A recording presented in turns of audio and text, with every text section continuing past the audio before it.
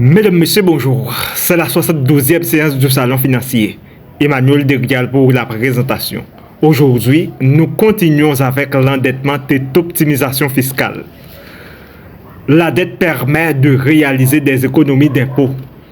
Certaines entreprises souhaitent donc adapter leur structure financière pour en profiter. Un moyen pour cela consiste à financer un rachat d'actions par rémission de dette.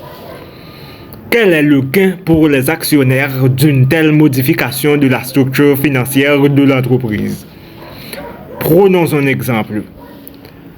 Midco est une entreprise qui n'a aucune dette et dispose de capitaux propres constitués de 20 millions d'euros dont le prix unitaire est de 15 euros. Midco a un résultat net constant et est imposé au taux de 25%. Le PDG de Midco envisage d'emprunter 100 millions d'euros de manière pour racheter des actions. Il pense que les économies d'impôts réalisées grâce à l'endettement devraient faire augmenter le prix des actions Midco et donc bénéficier aux actionnaires actuels de l'entreprise. A-t-il raison? Étape 1. Endettement. En l'absence de dette, la valeur de marché de l'entreprise est égale à la valeur de ses capitaux propres. Si l'action n'est valorisée à son juste prix, la capitalisation boursière de l'entreprise est égale à 20 millions d'actions multipliées par 15 euros. Cela est égal à 300 millions d'euros. En s'endettant, Midco paiera moins d'impôts. Avec 100 millions de dettes, la valeur actuelle des économies d'impôts futures est égale au taux d'impôt multiplié par la valeur de la dette, qui est égal à 25% multiplié par 100 millions. Cela est égal à 25 millions d'euros. La valeur totale de l'entreprise endettée est valeur totale de l'entreprise endettée est égale à la valeur de la capitalisation boursière plus, entre parenthèses, le taux d'imposition multiplié par la valeur de la dette, qui est égal à 300 millions plus 25 millions. Cela est égal à 325 millions d'euros.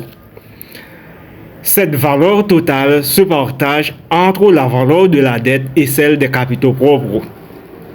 La dette étant de 100 millions d'euros, la valeur des capitaux propres est 2.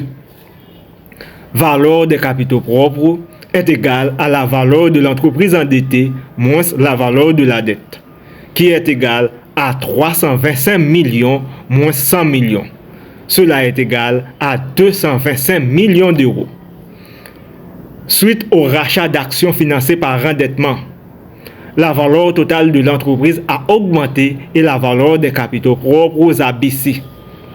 Toutefois, il convient de ne pas oublier que, même si la valeur des actions Midco chute à 225 millions d'euros, les actionnaires vont également recevoir 100 millions d'euros grâce au rachat d'actions. Les actionnaires ont donc au total une richesse de 325 millions d'euros, soit un gain de 25 millions par rapport à leur situation initiale. Comment? C'est la deuxième étape du raisonnement. Étape 2. Rachat d'actions. En supposant que Midco rachète ses propres actions à leur prix actuel de marché 15 euros, elle pourra racheter 100 millions d'euros divisé par 15 euros. Cela est égal à 6,67 millions d'actions. Après le rachat, il ne restera donc sur le marché que 20 millions moins 6,67. Cela est égal à 13,33 millions d'actions. Puisque la capitalisation boursière de l'entreprise sera à ce moment-là de 225 millions d'euros, chaque action vaudra 225 millions d'euros divisé par 13,33 millions d'actions. Cela est égal à 16,875 euros. Les actionnaires qui conserveront les titres réalisent donc une plus-value en capital de 16,875 moins 15. Cela est égal à 1,875 € par action. Collectivement, leur gain sera bien de 1,875 € par action multiplié par 13,33 millions d'actions, cela est égal à 25 millions d'euros. Les actionnaires qui ne vendent pas leurs actions à Midco reçoivent donc l'intégralité des économies d'impôt permises par la déductibilité des intérêts. Ce raisonnement néglige toutefois un élément important. Pourquoi certains actionnaires accepteraient-ils de vendre leurs actions à Midco au prix de 15 € alors que, s'ils les conservaient, elles vaudraient 16,875 € après l'opération? Étape 3. Évaluation en l'absence d'opportunité d'arbitrage. Il existe donc une opportunité d'arbitrage dans le raisonnement précédent. Les actionnaires pourraient acheter des actions à 15 € juste avant le rachat d'actions pour les revendre à 16,875 € juste après. Les agents étant rationnels, ils cherchent à profiter de cette opportunité. Il en résulte une augmentation du cours de l'action au-dessus de 15 € avant même que le rachat d'actions n'ait commencé.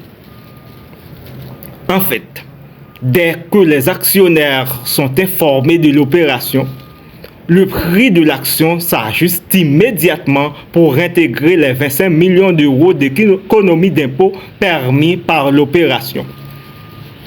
La valeur des capitaux propres de Midco passe donc immédiatement de 300 millions à 325 millions.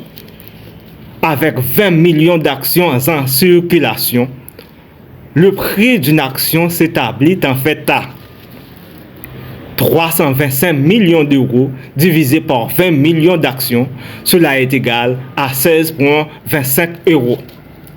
C'est le prix que Midco doit offrir aux actionnaires pour qu'ils acceptent de vendre leurs actions. À ce prix, les actionnaires, qu'ils vendent ou non leurs actions, obtiennent un gain par action de 16,25 moins 15, cela est égal à 1,25 €. Les actionnaires se partagent de manière équitable la valeur créée. Le gain se répartit sur 20 millions d'actions, soit un gain total de 20 millions multiplié par 1,25 €. Cela est égal à 25 millions d'euros. En résumé, lorsque les titres sont évalués à leur juste prix, tous les actionnaires de l'entreprise profitent à égalité d'un rachat d'actions par endettement. Ils bénéficient de la totalité de la valeur créée à cette occasion. Merci de nous avoir prêté attention. Au revoir.